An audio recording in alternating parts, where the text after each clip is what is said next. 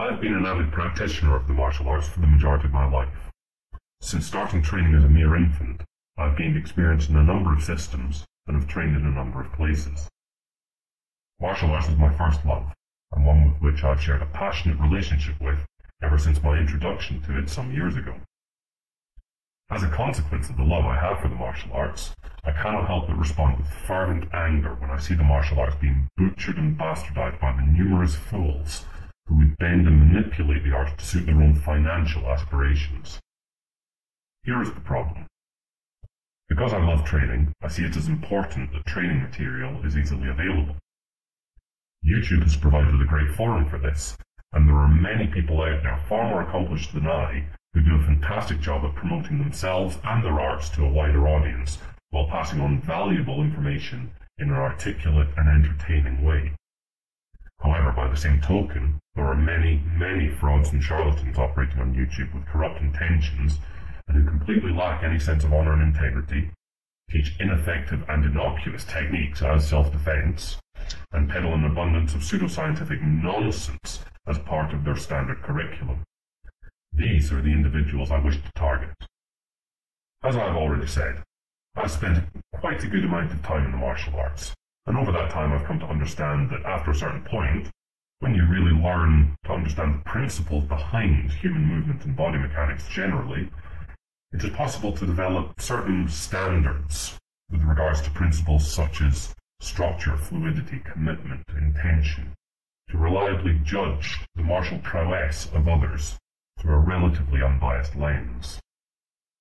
In setting out to do these videos, it was not my intention to simply stir the shit, though this may be a forecasted byproduct, and one which I welcome as an individual who is not entirely opposed to conflict, and who quite comfortably self-categorizes as being pugnacious in nature. However, my initial intentions were instead to draw attention to the trend in certain martial arts circles to polarize themselves away from the rational, reasonable and empirical side of martial arts. It is a sad fact that most people are not skeptical by nature. I truly believe that the world would be a much better place if more people adopted a skeptical mindset. Skepticism is not the blind rejection of every idea that you simply don't like. On the contrary, skepticism is the position that all claims, particularly those that defy our understanding of objective reality, must meet strict standards of evidence in order to be accepted. For instance, I might be willing to believe that you have $30 in your wallet from your word alone, since this is not an unreasonable claim.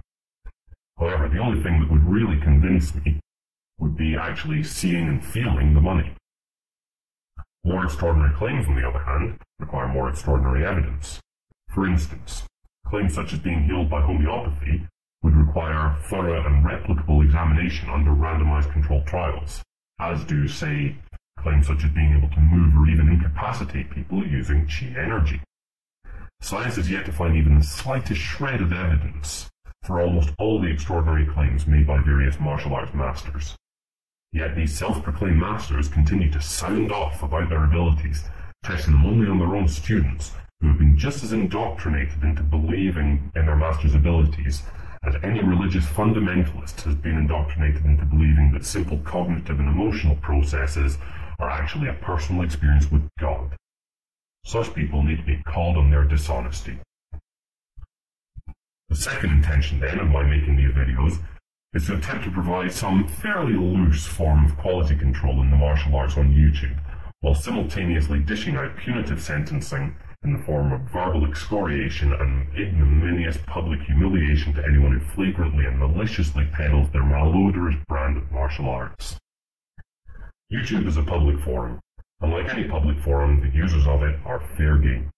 If you post material on YouTube, then by the terms of fair use, it can be used for both parody and educational criticism, and in my case, I intend to use it for both. I would like to say that I see the role of the martial arts as threefold. It can, and in my opinion always should, provide practical methods of defending oneself against an aggressor in as effective a way as possible. Different people have different thoughts on how far the level of violence should extend, and just how much force is necessary in any given circumstance. But as long as the methods being taught are directly applicable in a live situation, and against an opponent who doesn't want to be used as either your punching bag or your sparring partner, then that's fine with me. However, if a teacher is dishonest enough or simply inexperienced enough to try teaching techniques which simply wouldn't work, then I think it's only fair to offer firm criticism of these individuals and their methods, as one day it just might result in one of their students getting killed through a false sense of security. Secondly, and just as importantly, the martial arts provides a great form of entertainment. Fitting the practice of martial arts into a well-structured competitive environment has been the number one cause of its steady rise in popularity since the early 1970s.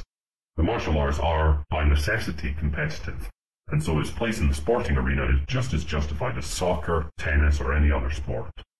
However, the controlled environment of the sporting arena is very different from that of the street or the local bar, and so it's important not to conflate these two martial arts paradigms.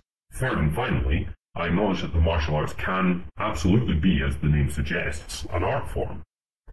Personally, I'm of the opinion that this should be the least important of the three goals I've mentioned, but I am somewhat of a Philistine. Art is fine, but it should never, ever be confused with applicable self-defense.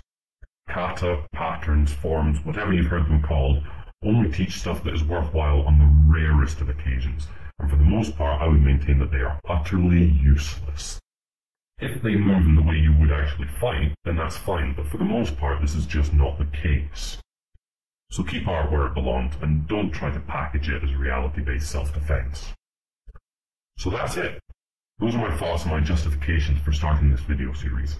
So if you teach martial arts and show ineffective self-defense techniques, or peddle clearly incorrect information as a matter of course in your classes, stay tuned. You just might find your face appearing as the unfortunate subject of one of my videos very shortly.